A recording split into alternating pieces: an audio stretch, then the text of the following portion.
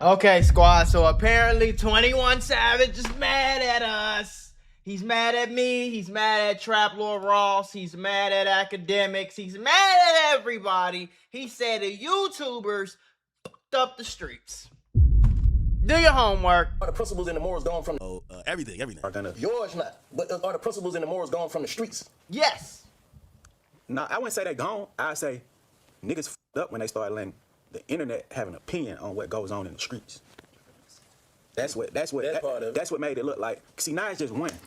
Back in the day, nigga, growing up, I didn't know what the Bank was doing. I knew he was a street nigga, but all I know was he a street nigga from my side of town. That's cap though to me, because I don't care what you say about the internet. I know the internet is a lot bigger now than it used to be. I mean, a lot bigger thing than how it used to be. But if, like, bro, before the internet, before social media, before niggas start getting on the internet snitching on themselves, bro, you knew what Bank was going on. You knew who Bank and his homies was shooting at and who they was into it with and who got robbed. Like, it's the same thing. The internet just make it instant now. You know what I'm saying? But back in the day, bro, 2-3 phone calls. Hey, boy, you heard what you call it? Yeah, they just came over here and shot them up. Yeah, woo, woo. Like, everybody still knew. The streets been talking, bro. I don't think that's no different. You feel me? The fact that they just talk on the internet make it bigger, so like more people got opinions, but the streets been talking, bro. You know what I'm saying? Like, they been talking. Like, before the internet really popped off for real, when I was in middle school, I knew who Chief Keef and them was into it with. I knew who T-Roy was. I never met T-Roy a day in my life. But this before Trap Lord Ross. This before academics and all that shit. I knew who T-Roy was. I know who Vaughn was. I know they was out here killing niggas because the streets talking. I ain't never met them a day in my life. I wasn't from nowhere near. I was from 15 minutes away. Like, you feel me? And they make music and shit. So I couldn't really have no opinion on what they had going on, whether it was right, wrong, who was telling, who wasn't telling, none of that shit. Now it's like niggas, and I ain't saying, because I rap about street shit, but I don't rap about like specific shit. Like niggas really snitching on themselves in their music. Exactly. Like saying certain shit. So what's the problem? If they snitching on themselves in their music, they snitching, Lil Durk snitching on himself, making millions of dollars. What's wrong with me getting on YouTube and talking about what he snitched on himself about and making my millions too? What's wrong with that? Why y'all get mad at us for making the millions that y'all making off the same shit? It ain't, again, it's a completely different story if I'm on some real police work. FBI, open up! If I'm setting up cameras, if I'm doing interviews, if I'm calling witnesses, if I'm holding surveillance, if I'm staking out apartments, if I'm setting up, bugging, wiretapping phones, then call me the police all day, bro. If y'all get on this shit and snitch on y'all self and I make a video about it and make money off of the why is it a problem? It wasn't a problem when you snitched on yourself. Nobody else was a snitch, but the YouTuber who made a video about you snitching is a snitch. What? He's going to go on some more, right? But I just want to point out a couple of things. One, that's facts. Dudes are snitching on themselves. Get some help. But you so mad at the content creators. Dudes are snitching on themselves. You guys are telling me about the bodies and I'm reading it. Exactly. I'm reading genius.com. I'm reading, bruh. You guys finished, you killed the streets off. The street dudes talking about everything that's going on in the music killed the streets off. He talking about, oh, we was growing up, you know, it was ambiguous. You wouldn't necessarily be talking about absolutely everything that's going on in the streets. Like there was an aura of mystery to it. That's cap, yeah, though. You guys ruined it by talking specifically about what and that's the difference between me and a lot of other niggas, bro. I'm not from London, bro. I'm from the middle of Chicago, born and raised, nigga. Right down to my grandma lived on 45th and Vincennes. I went to Kenwood, Lindblom, and Bret Harte. I'm the only 3 schools I ever went to in my life. I went to school in the city, in the middle of the city, bro, on Stony Island. Like you get what I'm saying? Like, so I know this shit. Before the internet, I knew who all these niggas were. I'm talking about in 6th grade. Before I even had a fucking smartphone. I don't even think Instagram was out yet. I knew who y'all was into it with. Y'all been doing this shit. This not nothing new, bro. 50 Cent was talking about his ops and getting shot and all that shit. It's more detailed now, but it ain't nothing changed. Listen to what he said here, because he slipped up. He stumbled here. Listen to this. It's right, wrong, who was telling, who wasn't. He a street nigga from my side of town, and they make music and shit. So I couldn't really have no opinion on what they had going on, whether it was right, wrong, who was telling, who wasn't telling, none of that shit. Whether it was right, wrong, who was telling or not. Now, here's the problem, and here's where 21 Savage comes undone in this interview, okay? He's not mad that I'm talking my shit on the internet. Right. He's mad that people like him and his friends, okay, exactly, who like to manicure their images are getting exposed. He's talking about, oh, they didn't have an opinion on who was snitching, who was not snitching. Because he doesn't like that certain people, they talk all this shit about snitches and rats and all these people they don't like. And then suddenly things come out, interrogation tapes come out. It pierces the facade. Yo, I'm not saying you a snitch, but you ain't as solid as you was saying. You ain't as solid as you was portraying. You ain't as in that gangster as you music. trying to act like you is. For now. You guys are your own undoing, right? Because basically what you've done is you've built the importance of not being a snitch up to such a high level. You're making songs, and again, it's like, oh, these guys on the internet shouldn't have opinions. Why not? These are Billboard charting. These are songs going platinum. Like the album that, like Savage Mode 2, that Snitches and Rats track was on, was #1 on Billboard, and I'm not allowed to have an opinion of it. You built up the whole world in a #1 song. It's not even that, bro. You gave us all of the content to have an opinion on. That's like if you go on Instagram and you post your girlfriend on Instagram, people are allowed to have an opinion about her because you posted her. If you have a girlfriend and you never post her on Instagram, guess what everybody else can't do? Stupid. They can't have an opinion about some shit they don't know. The problem is not the internet. That's not the problem. The problem is you street niggas talk too fucking much. That's the problem.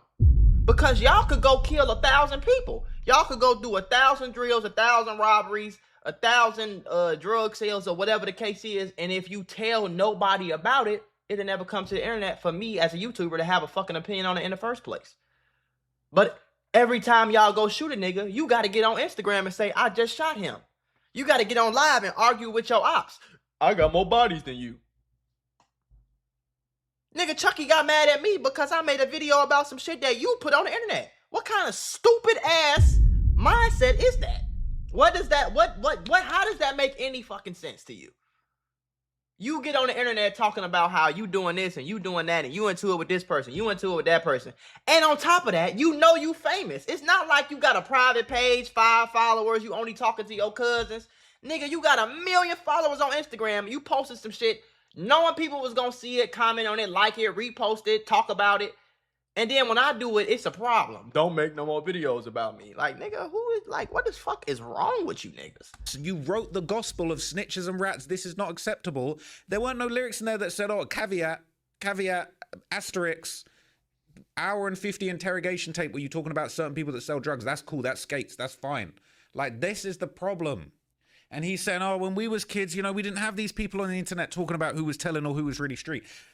You didn't have the fact checkers. You got the fact checkers are out here now. And whether it's fact checking the snitching, fact checking your morals, fact checking the fact that how are you talking about, you're so passionate about snitches and rats, but you're on the phone talking about, yo, let's clean up the snitching and ratting for money. Right. So that's really what he's upset about. That y'all really just mad y'all getting called out on y'all cap. That's all it is, shorty. Now it's like niggas, and I ain't saying because I rap about street shit, but you ever had one of them days where everything seems to go wrong? I mean, you're just trying to grab a cup of coffee and BAM! You're tangled in a pile of boxes because the shelf was broken. And just like that, I realized sometimes accidents at work are more than just funny stories. They can actually change everything. Trying to handle a workplace injury on your own?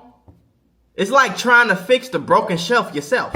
More chaos, more headaches, and it's no guarantee that you'll get what you deserve. You got paperwork, insurance calls, and someone always telling you to wait. It's enough to make you wish you had a secret weapon.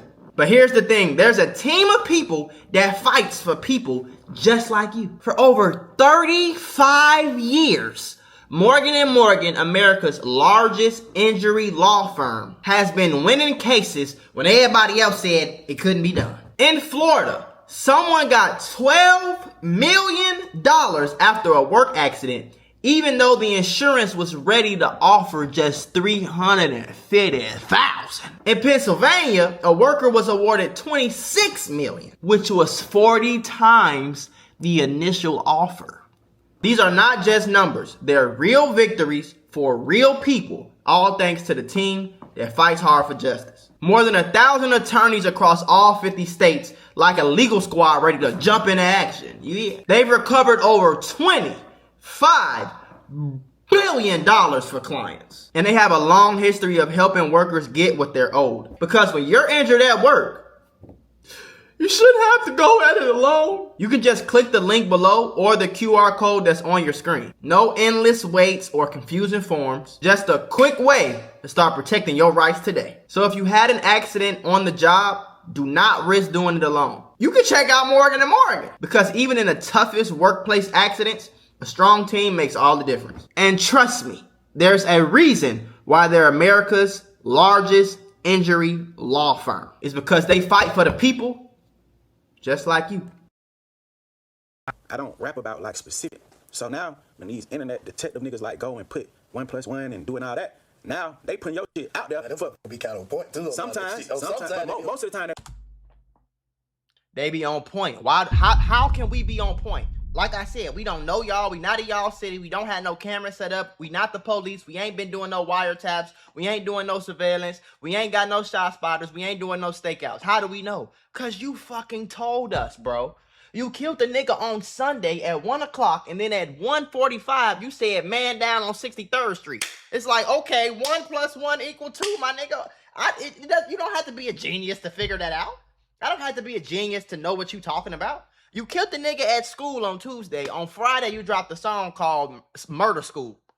And then if you proceeded to talk about the whole verse, how you walked them down, you tell me what car you got into, how fast you was going, what you was wearing, what type of gun you had. Then you get in the music video and have the same gun that you shot the nigga with in the video. Like, what are you, like, what? Come on, bro. It's saying they be on point. Of course we be on point. Sometimes. What internet detective do you think they talk about? Who pioneered the internet detective thing, man? he capped though, cause I didn't see shit about me like, man, what the f? Me too. You know what I'm saying? That's about Trap Ross. He sounded good though. It sounds like a story. It's content. Motherfuckers gonna consume content. Yeah. Nigga. My grandma in Jamaica, nigga. I was goddamn, but she was really making a joke though.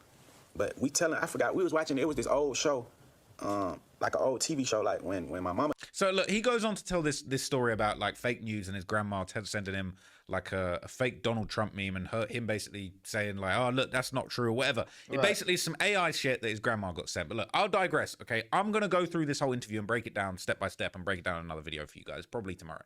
Okay, but basically what he's mad about, okay, is the internet detectives like me. He's talking about me. Okay. Basically holding rappers and gangsters and gangster rappers who rap about their crimes and rap about their morals and make millions of dollars and go #1 on Billboard. He's mad that they're being held accountable. He's mad that the principles, everything's about loyalty, 4L. But then you throw Youngboy under the bus for Dirk. Why wasn't you rocking out for FBG Duck, man? You were rocking with the guys that lined him up and put money on his head, bro. Like, where you know what I'm saying? Where the loyalty for life? Where'd that go at that point? Now, look, okay, obviously 21 Savage ain't rocking with me. I don't think we squashing it. I would always have an open conversation. I would interview Central C. I would sit down with 21 Savage. I would interview anyone, okay? If they wanted to have an open, honest conversation about these things, probably not going to happen. I don't know. The comments are going to be a bloodbath on this one, okay? But look, at the end of the day, okay, I'm one of the only people in this internet media, hip-hop, gangster, street culture thing, whatever this thing is. I don't even know what this thing is at this point, okay? I'm one of the only people who keep it very real. I don't care about relationships. I don't care about getting no 21 Savage interview. Shout out to Academics. He got... Cap, I'm the only nigga that keep it real. I'm the only nigga that keep it real, shorty. You know what I'm saying? I'm the only, y'all gotta do y'all real homework. I'm the only nigga that keep it real, Ross. Cause I'm gonna be honest with you, you lost your credibility when you got a King Von tattoo with 7 skulls around it like you happy. See, you the type of nigga who you think is so cool because you not from around it. You see what I'm saying? So you think this shit is just so interesting and so cool and so fascinating that this is really happening because you're used to eating crumpets and shit. You know what I'm saying?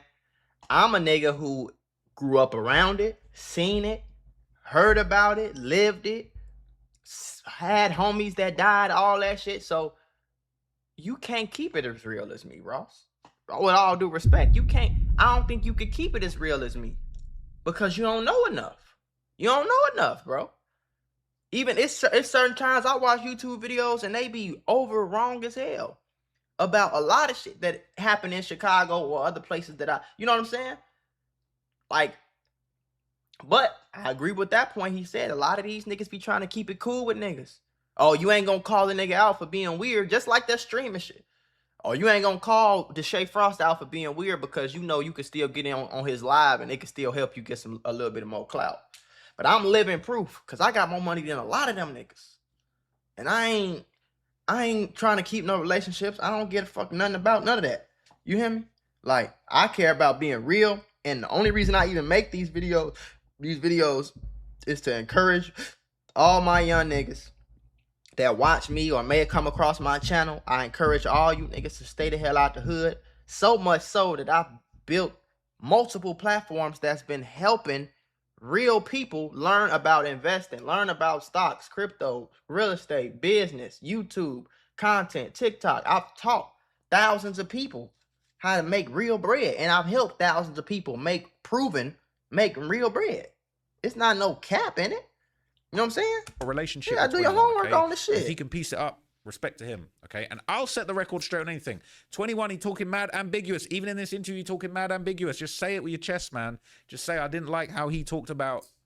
Like, if that lyric wasn't about what they're saying it was about on Genius.com, let's set the record straight. If you was actually cool with Youngboy behind the scenes and things weren't actually the way that it seems, and you was never even friends with Duck like that, and it was just some paid promo, and you didn't want to have nothing to do with that, and you really was locked in with Von, and your friendship with Youngboy was a separate thing, and you know what I'm saying? Set the record straight. You don't even have to do it with me, man. You just do your thing.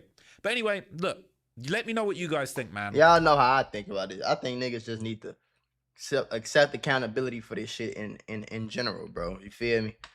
Because what the hell? Because if you kill a nigga and you get on Instagram and rap about it, I don't see y'all getting mad at the news. When somebody get arrested, the news report on the same shit I report on.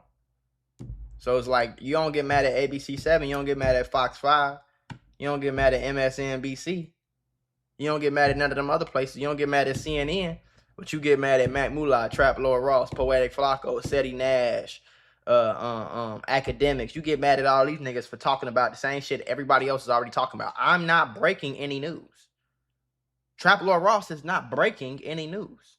He's not bringing nothing to y'all that, goddamn it, is some new, unheard of, never before seen shit. He's not doing that.